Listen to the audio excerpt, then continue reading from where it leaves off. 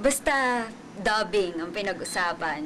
Siyempre, si Kuya Robert yung isa sa mga taong unang maiisip mo. Kasi isa siya sa mga pinakasimple, isa sa mga pinakamagagaling. Tapos, yun, achiever, sobra.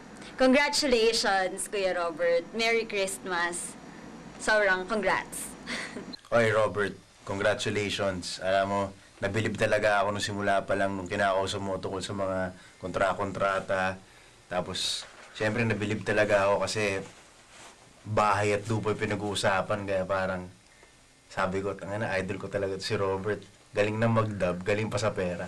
Good job, pare. Robert, pare, ibang klase. Ngayon ko lang narinig to, ah. Hindi naman ako magugulat kasi, unang-una, kuripot ka, syempre. Hindi, pero sa totoo lang yun, napagkwentuhan natin dati na, yun nga, na nag-iipon ka na effect, yung mga ganun bagay. Ngayon, congrats, pare. Galing mo. 1.5 million na bahay, pare! Meron ka na sarili, pwede ka na mag-asawa. Galing mo man. Galing. Ibang klase yun. Gusto kitang gayahin kaso paano ba? Ano ba hindi gumastos? Parang pag hindi ka gumastos, parang hindi ka mabubuhay, di ba? Parang ganun eh. Pero, okay. You're one of a kind man. Galing. Peace out. Simple fate. Asan si ano? Margo? 48 na. Ay, maganda dito pala. Oo nga. Bilisan natin. Ang init. Oo nga. Ang araw, bilisan natin. Bilis-bilis. Mas kaya punta pa pala eh.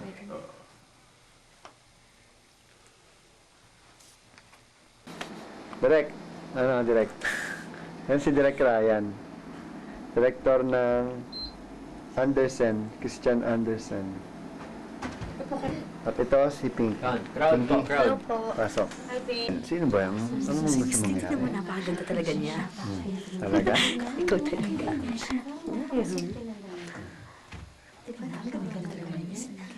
Sana ko rin. Oo? Talaga? Huwag kayo masyadong Bagay yata kami mas.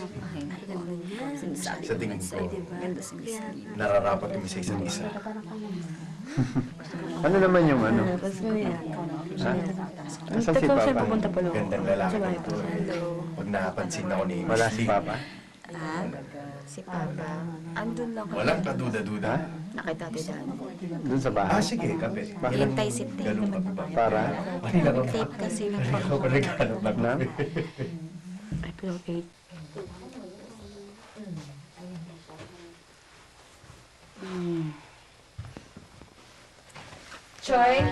Choy. Sino ako? Layan na. Magsasalita? Spat lang. Ayan na si Jenny. Ayan si Ate Chelsea, oh! Oo. Ayan si Jenny, oh. Yun. Ayan na si Jenny, oh. Okay? Okay. Okay. So, Congrats, Robert! Para sa 1 million. Uy, congratulations, na. At saka, belated advance happy birthday, Ryan. This coming Sunday na yon. Thank you sa pizza. Hi, Robert! Congratulations! Balita ko nakabili ka na ng bahay. Oo, sana ko rin. At saka, balita ko ay, sandali, cut. Bilib na bilib ako sa'yo kasi sa sipag mo, ayan, ang layo na narating mo, sa ngayon, may bahay ka na. Tsaka, papatuloy mo lang yan. Siniswerte talaga mga taong mabait, tsaka mga dedicated sa trabaho. Kaya, congrats. Hindi ka mo. Uy, may oso nga naman. Iba-ibang mga tao. Oh, meron pa nga. Ano yun? May mga unahan. Ayan pa. Ayan. Nakita mo ba yun? Yung Naku, lalapit sa lalaki, oh. Wow, napakaswerte mo rin. Lalapit. Ako rin. Uy! Ako rin, hatakay mo rin ako. Uy.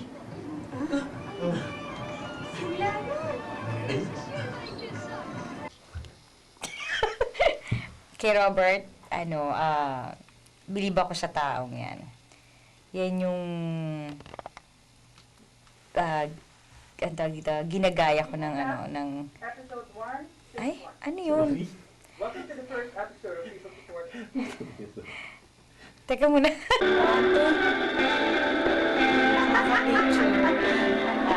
Kamusta naman ang madaling araw? Anong oras na mga kapatid? Ay, grabe.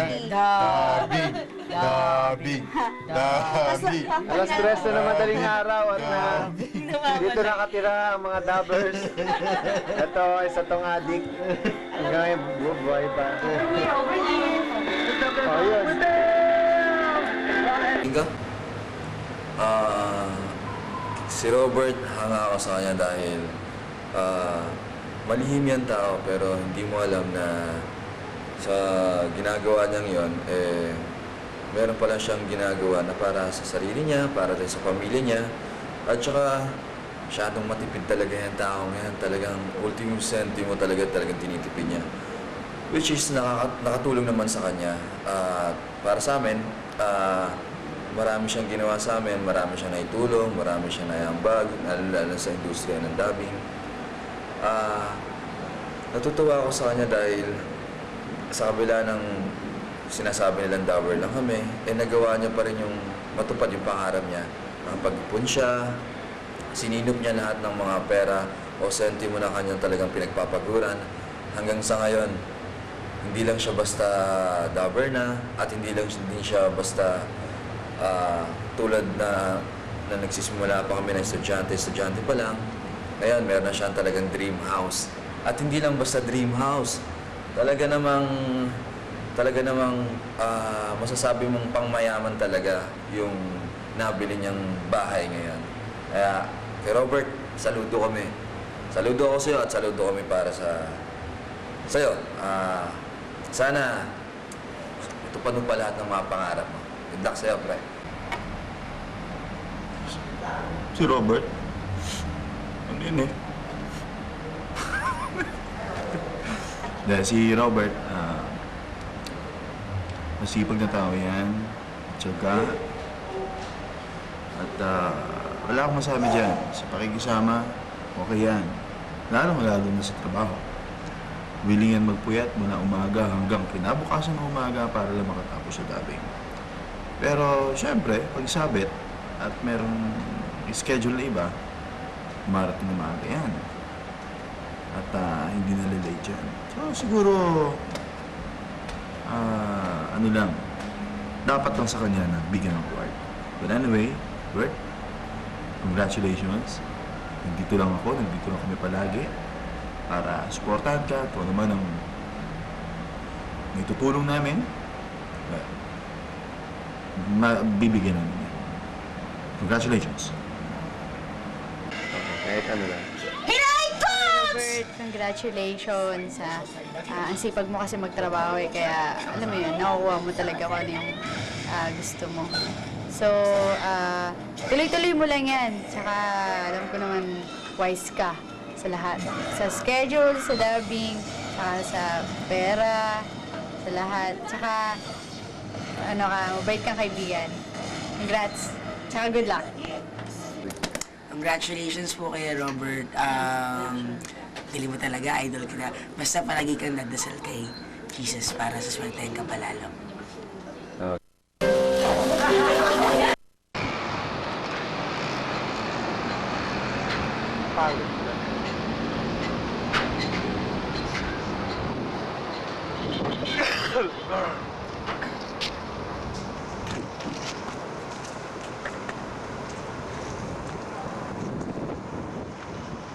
Makati yan, no?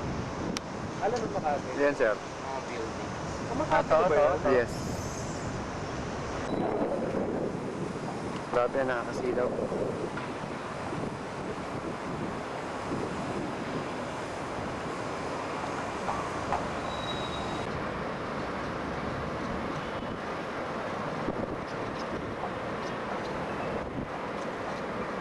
Ano sasabihin ko? Ang anggulo, tingnan mo buti mo. Imelda Marcos, ano mo, hanggang ganun na. Sige. Si Robert. Unang kita ko kay Robert, potential yung dating skill niya. Magandang boses ni Robert, well projected. Hindi ko nga alam, taga Trinity College pala yan eh. So, graduate din ako ng Trinity College. So, nung nalaman ko, parang yung affinity ba na the same school we came from, ganyan. So, sabi ko, mabait na bata. At saka napakatahimik nga pala si Robert. Hindi siya yung mayabang. Wala akong nakikitang angas sa kanyang character. Pero pag binigyan mo siya ng maangas na character, maangas siya. Di ba? Pero in real life, taong-tao si Robert. Matyaga si Robert, I should say. Tsaka, importante kasi yung napaka-professional niya. Basta binigyan mo siya ng trabaho, talagang sinusuong niya lahat yon. Tatapusin at the proper time para hindi mabitin ng mga tao. Very considerate siya. Parang siya yung na time ko na to, kailangan tapusin ko, alam niya na may susunod. So talagang niraratsada niya yung trabaho niya. Robert is para siyang balon. You know, yung tahimik na tahimik pero malalim para kunan ng tubig. Ganun nakikita ko kay Robert. Isang balon, malalim, kinukunan ng tubig para inumin. So, napapakinabangan ng mga tao. So, hindi ko alam other side of Robert. Hindi ko siya nakasama sa barkadahan, hindi ko siya nakasama sa inuman. Mga party, pag mga Christmas party ng mga dabbers, nandoon siya. There are times may mga occasions na he has to beg off. Now I understand kung bakit hindi siya pwede. Sabihin natin, matipid si Robert. Kaiba yung matipid sa maramot. Okay. Sa kuripot. Sa kuripot. Iba pa yung kuripot sa maramot. At saka sa matipid. Sabihin na natin, nung una, ang impression is, kuripot si Robert.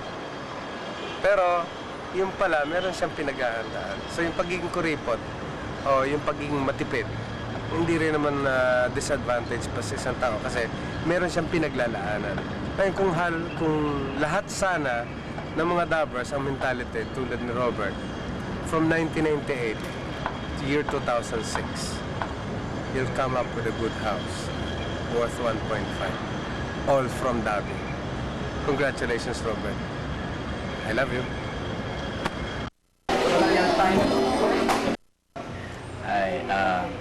About Robert, one thing I can say about Robert is yung never siyang na-late sa schedule. Yun yung pinaka gusto ko sa kanya. Never siyang na-late sa schedule. Kapag sinabing 10 a.m., andun talaga siya. So, lagi siyang on time.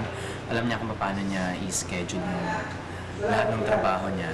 Tapos, yun, sobrang sino. Kaya siya nakabili ng bahay. Tapos, isa yan sa pinakamamahal kong dabber. Dahil sa sobrang bait, sobrang sweet. Saka, iba yung treatment niya sa akin. Sa palagay ko, mahal niya ako. Saka, kasi si Robert kasi yung tipo ng tao na natutuwa lang ako sa kanya kasi alam niya kung paano niya iset yung priorities niya. Dahil sa ginawa niya, isa siyang malaking inspirasyon sa lahat ng dabbers. Kaming mga katulad naming dabbers na may pamilya na, nung nalaman ko nakabili siya ng bahay, na-inspire ako para mas talong pagbutihin yung ginagawa ko, makaipon, at para mag-aaya rin si Robert eventually in the future. So hopefully next year makabili na rin ako ng sariling bahay. Thanks to you, Robert. Dahil isa kang malaking insulto sa aming mga sa aming mga may pamilya na, isa kang malaking insulto. Dahil ikaw na walang pamilya, nakabili ng bahay at nakaipon ng ganong kalaking pera dahil lang sa pagdadab. I'm so proud of you. Sobra, as in, seriously talaga, iba yung naramdaman ko nung nalaman ko nagkaroon ka ng sarili mong bahay. Sobrang taas ang kamay ko sa'yo. I love you, Robert. Yung si Robert, kuripot talaga yan eh. 10 years ago magkasama na kami yan. Pero isa yan sa mga best friend ko Sobrang kung pinagsamahan, isa yan sa pinakamatagal kong nakasama.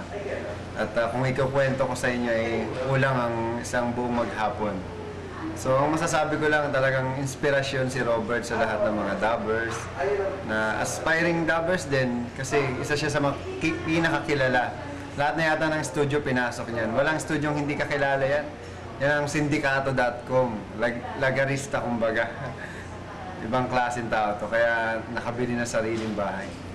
So, sa lahat ng mga dubber, dapat siya yung tularan dahil sa pagiging masipag. Kaya nga laging present din sa project ko yan. Pero, minsan sana maglibre naman siya, no? Di ba? Tama. Yan. So, mabuhay ka, Robert.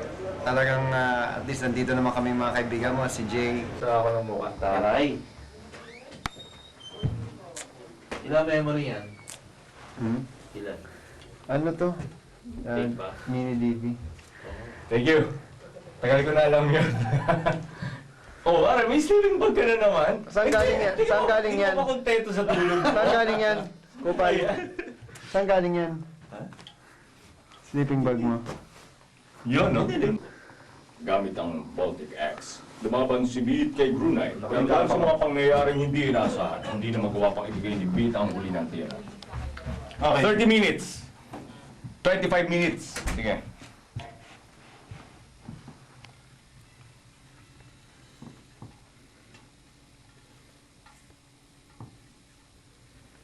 Ano ba ito? 44 to eh. Matapos ang pangyayari, inihiwalay ni Grunite si Kisu mula sa Beat Warriors upang kausaping mag-isa sa kanyang private room.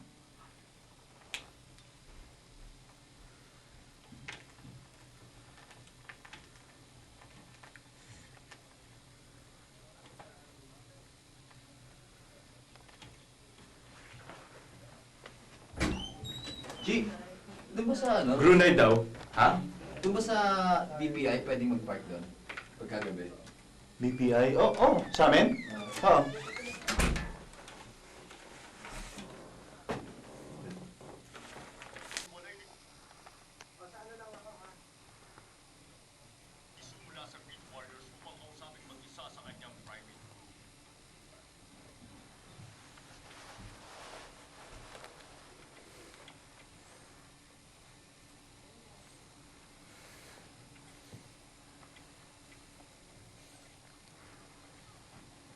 Oo, tama ka, Kisu. Gamit ang lakas Late. at alamang yan. Late. Mawawala yung 30 minutes namin, Choy. Late nga, tingnan mo. Hindi. Gamit ang lakas at kaalamang yan, sasakupin ko ang lahat ng bayang dito. Ikinuwento ni Grunite ang kanyang plano kay Kisu. Plano ng Vandal na si Grunite na sakupin ang buong mundo gamit ang kaalamang nakuha sa ruins. Kaya pinipilit ang muling bumalik si Kisu sa kanya. Isang Octadisus. Isang Octacidus.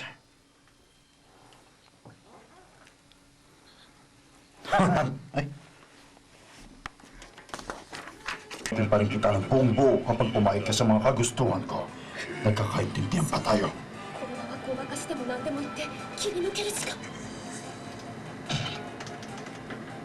Ngayon, sumagot ka. Oo.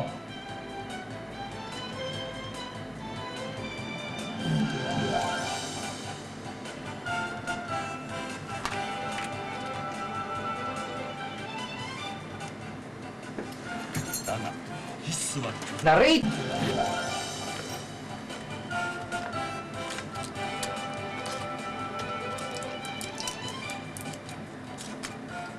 Ngunit hindi pumayag si Kisu.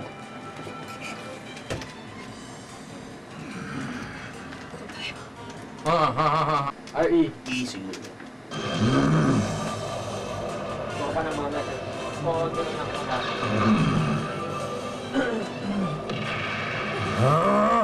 Ano bang problema ng tenga mo, bata? Hindi ka ba talaga marunong makinig sa akin, ha? Kailan ka ba makikinig sa mga sasabihin ko sa'yo? Ang masasabi ko lang. Masasabi ko lang, Kung si Robert ay kuripot sa pera, ako galante sa tulog. Hindi, isa pa rin yung kuripot. Inchik yan eh. Maraming kuripot. Pero the best talaga siya. Promise. Hindi ako. Wala akong masabi. Masasabi ko lang kay Robert. Yun lang yun. Kasi si Robert, kuripot yan. Pero hindi naman may alam na may pinag-aalaanan pala siya eh. Di ba? Di ba? May pinag-aalaanan pala siya. Akala At ko... lahat kami nagulat, di ba? Lahat kami nagulat. Kasi akala ko... Dati galante yan eh. Basta pagkain, order, pinakamahal. Pinakamahal lagi. Pag magta-taxi, magbibigay lang yung 20. Hindi ah. 5 piso. 5 piso minsan yung share. O Benji, tapos alis na yan.